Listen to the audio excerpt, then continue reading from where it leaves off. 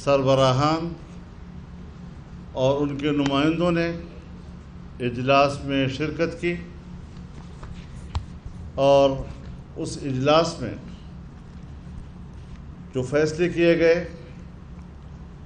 وہ قوم کے سامنے رکھے جا رہے ہیں۔ سربراہی اجلاس نے 17 نومبر کو پارلیمنٹ کے مشترکہ اجلاس میں قانون سازی کے پورے عمل کو مسترد کر دیا ہے۔ چند گھنٹوں میں 33 قوانین پاس کرنا یہ پارلیمانی پریکٹس کے ساتھ ایک بڑا مذاق تھا۔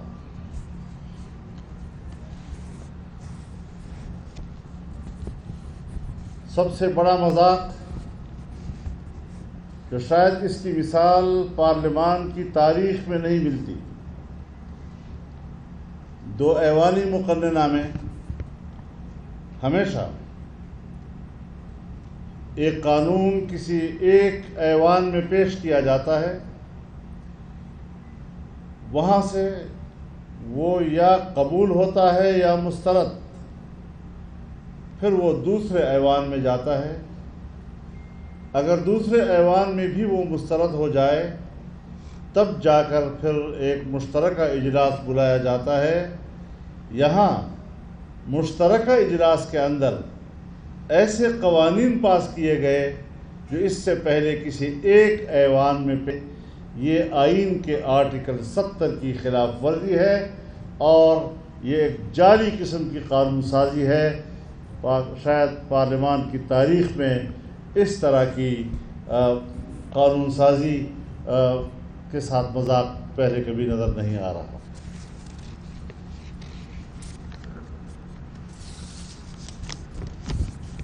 موجودہ قانون سازی کے ذریعے سے الیکشن کمیشن کے اختیارات پر وار کیا گیا ہے۔ قوم کا مطالبہ ایک آزاد اور خود مختار الیکشن کمیشن کا ہے، لیکن جس طریقے سے قانون سازی کی گئی ہے اس کے اختیارات پر قدغن لگانا، آئین کے تحت اس کے دیے ہوئے اختیارات کو سمیٹنا کسی صورت میں بھی قابل قبول نہیں، اور یہ آئین سے متصادم قانون سازی ہے، کیونکہ آئین الیکشن کمیشن کے خود مختاری اور اس کی آزادی کی جو حدود متعین کرتا ہے، اس قانون سازی کا اس سے تصادم ہے اور اس قانون سازی کی کوئی حیثیت نہیں ہے، اور اس پر آئینی اور قانونی ماہرین بھی متفق ہیں، اور اس پر الیکشن کمیشن اپنا رد عمل بھی دے چکا ہے۔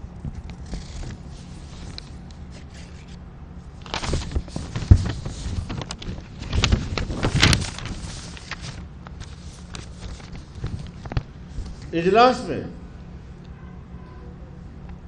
ایک اہم مسئلے کی طرف توجہ مبذول کرائی گئی ہے۔ اس جعلی حکومت نے جس طرح نوجوانوں سے 1 کروڑ نوکریوں کے وعدے کر کے تاریخ کا سب سے بڑا فراڈ کیا،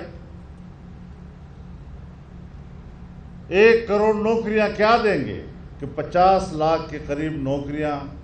لوگوں کو بے روزگار کر دیا گیا، 50 لاکھ گھروں کے نعرے کے ساتھ قوم کو دھوکہ دیا گیا۔ 50 لاکھ گھر کیا دیں گے؟ تجاوزات کے نام پر تقریباً 50 لاکھ گھر گرا دیے گئے۔ اسی طریقے سے اوورسیز پاکستانیوں کو ووٹ کے حق کی بات جس بھونڈے انداز کے ساتھ انہوں نے کی ہے، ہم اپنے اوورسیز پاکستانی بھائیوں کو پیغام دینا چاہتے ہیں انتہائی خلوص اور نیکنیتی کے ساتھ کہ اس جعلی حکومت اور دھاندلی کی پیداوار حکومت کے اس دھوکے میں مت آئیں۔ ہم اوورسیز پاکستانیوں کو پاکستان کا اثاثہ سمجھتے ہیں، اور اس حوالے سے پی ڈی ایم نے فیصلہ کیا ہے کہ ان کو پارلیمنٹ میں نمائندگی دینے کے لیے ہم خود اس کے اوپر آئین و قانون کی روشنی میں کام کریں گے اور اس کا خود طریقہ کار ہم متعین کریں گے۔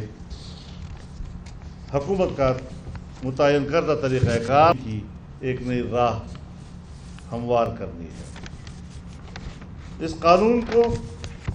جو پاس کیا گیا، ای وی ایم، یہ خدا جانے دنیا اس کو مسترد کر رہی ہے اور ہم اس کے ذریعے ووٹ کی بات کر رہے ہیں۔ ہم اس پری پول دھاندلی کو مسترد کرتے ہیں۔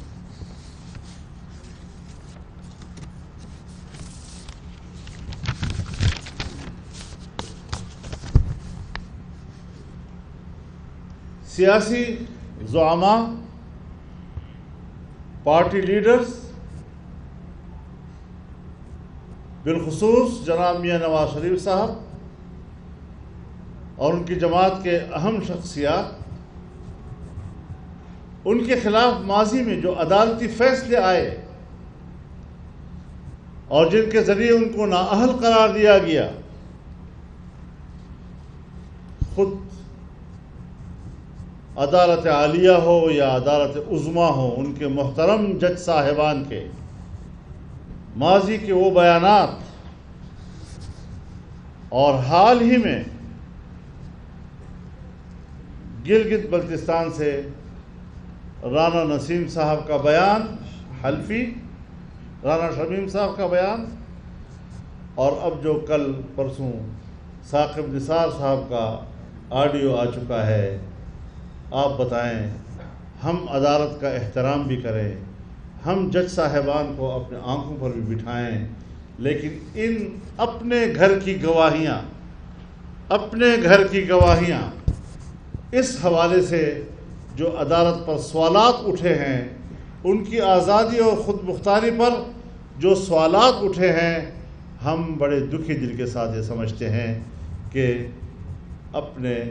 اس مقام کو انہوں نے اپنے کردار سے دوبارہ حاصل کرنا ہوگا۔ یہ اعتماد انہوں نے اپنے کردار کی بنیاد پر بحال کرنا ہوگا۔ اب بہت مشکل ہو گیا ہے کہ جو سازشیں ماضی میں ایک منتخب وزیر اعظم کے خلاف آشکارا ہوئی ہیں، چاہے اس کا تعلق میاں نواز شریف صاحب کے ساتھ ہو یا ان کے پارٹی کے دوسرے لوگ یا دوسری جماعتوں کے دوسرے رہنماؤں کے حوالے سے ہو، یہ ملک کے خلاف سازش ہے، اصل میں کسی فرد کے خلاف نہیں، اس کے جمہوری نظام کے خلاف سازش ہوئی ہے، جس کا خمیازہ آج پاکستان کے عوام بے روزگاری، مہنگائی اور معاشی تباہی کی صورت میں بھگت رہے ہیں۔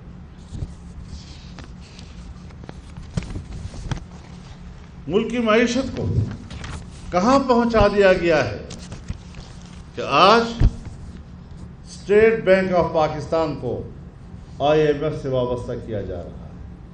جیسے اس کو آئی ایم ایف کا ایک برانچ بنایا جا رہا ہے، اور اسٹیٹ بینک کے کسی فیصلے کو پاکستان کا کوئی شہری اس کو چیلنج نہیں کر سکے گا، اس پر تنقید نہیں کر سکے گا، اس کے اختیارات سلب کر دیے جائیں گے، اور اسٹیٹ بینک کے اختیارات بھی وہ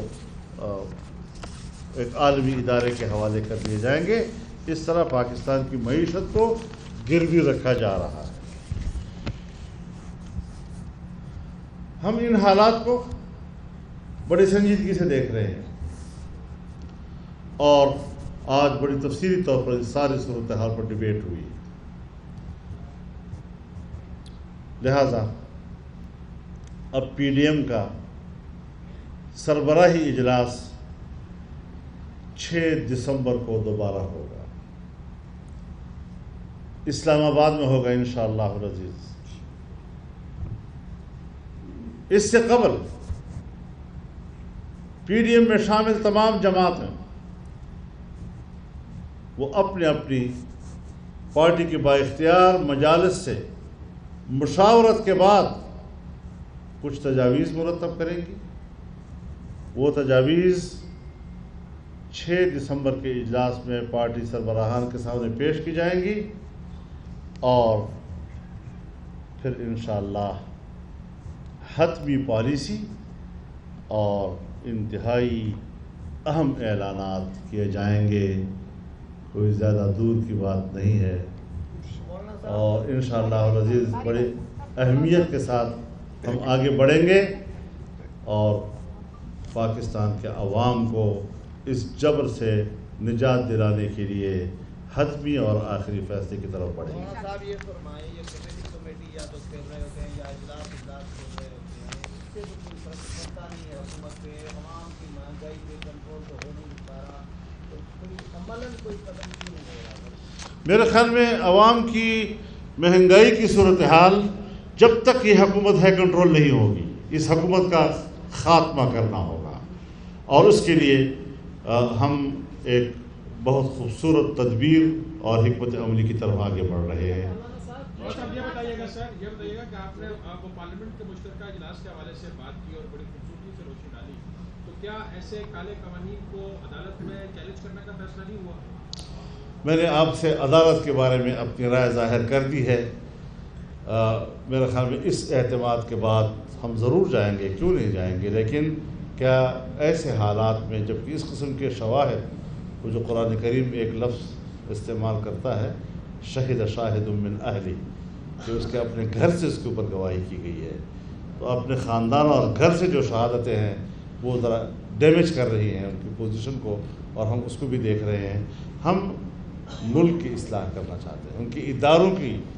اصلاح اور اس کو تقویت دینے کی باتیں کر رہے ہیں، اور اس طرف ہم اپنی رائے دینا چاہتے ہیں۔ دیگر جماعتیں کس حد تک آپ کے ساتھ لانگ مارچ اور استعفوں والا معاملہ بھی دوبارہ اٹھ رہا ہے کہ لانگ مارچ کے ساتھ استعفے بھی آپ لیں گے؟ اس کو ذرا تھوڑا سا 6 دسمبر تک آپ تھوڑا انتظار کر لیں ایسے سوالات کے جوابات کے لیے۔ جناب والا،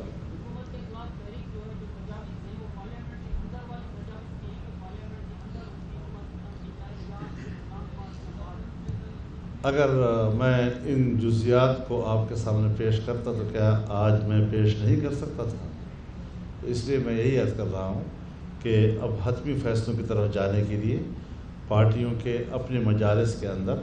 حتمی تجاویز کے تحت ہم کچھ حتمی پالیسی کا فیصلہ کریں گے، اور ہم اعلانات کی طرف جائیں گے انشاءاللہ۔ مولانا صاحب یہ بتائیے گا کہ آج آپ جیسے کہ ایجنڈے میں بھی تھا کہ لانگ مارچ کے حوالے سے فیصلے کیے جائیں گے، استعفوں پر آ کے آپ کا ڈیڈ لاک کیوں ہے؟ کیا کوئی بیانی کا فرق آ رہا ہے؟ نہیں، ہم ایک مؤثر قسم کے اقدامات کی طرف جائیں گے، صرف آپ کے سامنے جوابات دینے کی حد تک نہیں، بلکہ کیا اس کے عملی آثار ہو سکتے ہیں، اس کے اثرات ملک پہ کیا مرتب ہو سکتے ہیں، ہماری صفوں میں اس کے لیے کیا نظم ہو سکتا ہے، ان ساری چیزوں کا جائزہ لینے کے بعد اگر ہم سوچ سمجھ کر فیصلے کریں گے تو وہ زیادہ مؤثر ہوں گے انشاءاللہ۔ سر ایک عوام میں تاثر پایا جا رہا ہے کہ اپوزیشن جو ہے، اور اپوزیشن میڈیا ان کا ایک اہم جزو ہے، اپوزیشن جو ہے وہ نہ تو وفاقت کی طرف کھل کے آ رہی ہے، نہ ہی مداخلت کی طرف کھل کے آ رہی ہے۔ ایسا کیوں آپ لوگ ایک فیصلہ کر کے عمل نہیں کرتے کہ ہم نے بین چل رہا ہے بات آپ نے کہہ دی ہے۔ آپ کے اسی سوال کا جواب جو ہے انشاءاللہ 6 ستمبر تک ہم دیں گے انشاءاللہ۔ 6 دسمبر 6 دسمبر 6 سپٹمبر